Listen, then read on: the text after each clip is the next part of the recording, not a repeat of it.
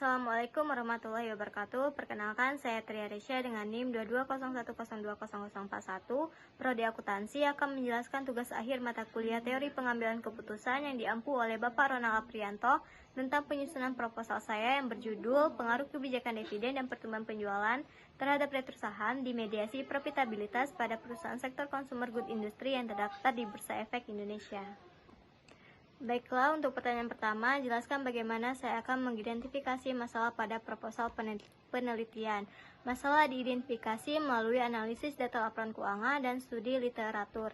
Ditemukan ketidakkonsistenan antara kebijakan dividen, pertumbuhan penjualan, dan retur saham, sehingga diduga profitabilitas berperan sebagai variabel mediasi.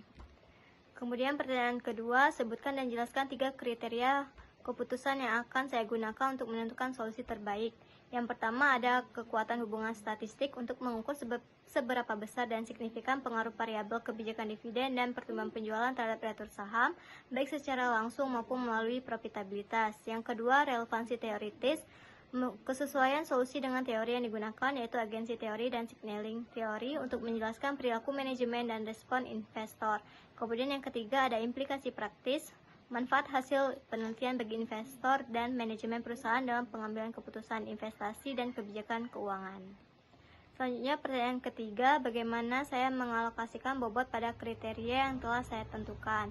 Bobot kriteria dialokasikan berdasar tingkat kepentingannya terhadap tujuan penelitian. Yang pertama untuk kekuatan hubungan statistik 40%, paling utama karena berbasis bukti empiris. Yang kedua relevansi teoritis 30% untuk memastikan landasan akademik yang kuat. Yang ketiga implikasi praktis 30% agar hasil penelitian aplikatif. Pembobotan ini bersifat rasional dan proporsional sesuai fokus penelitian kuantitatif. Selanjutnya pertanyaan keempat, sebutkan dan jelaskan minimal 3 alternatif solusi yang dapat diusulkan untuk mengatasi masalah yang tertulis dalam proposal saya. Alternatif solusi yang dapat diusulkan antara lain, yang pertama model pengaruh langsung, kebijakan dividen dan pertumbuhan penjualan langsung memengaruhi retur saham tanpa variabel mediasi. Yang kedua, model dengan profitabilitas sebagai variabel mediasi, kebijakan dividen dan pertumbuhan penjualan mempengaruhi profitabilitas yang selanjutnya berdampak pada retur saham. Kemudian yang ketiga, model parsial, hanya salah satu variabel independen, dividen atau pertumbuhan penjualan yang berpengaruh signifikan terhadap retur saham melalui profitabilitas. Kemudian pertanyaan yang kelima, bagaimana cara saya menganalisis alternatif-alternatif tersebut? Analisis alternatif dilakukan menggunakan analisis regresi berganda dan uji mediasi menggunakan aplikasi Epius. Setiap alternatif dibandingkan berdasarkan nilai signifikan, koefisien jalur, dan kemampuan model menjelaskan retur saham. Pertanyaan yang keenam, berdasarkan hasil analisis, bagaimana saya menentukan alternatif terbaik? Alternatif terbaik ditentukan berdasarkan hasil uji statistik, yaitu model yang memiliki pengaruh signifikan, mampu menjelaskan hubungan variabel secara komprehensif, didukung oleh teori dan data empiris. Jika profitabilitas terbukti memediasi secara signifikan, maka model mediasi dipilih sebagai alternatif terbaik.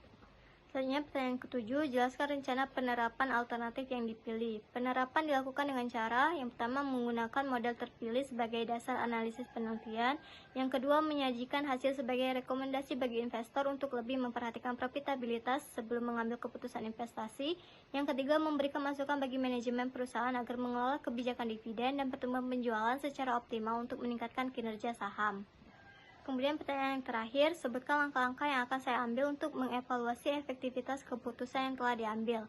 Evaluasi dilakukan melalui pengujian ulang model, perbandingan hasil penelitian dengan penelitian terdahulu, menilai konsistensi hasil dengan teori, menilai sejauh mana hasil penelitian dapat digunakan sebagai dasar pengambilan keputusan investasi dan kebijakan perusahaan.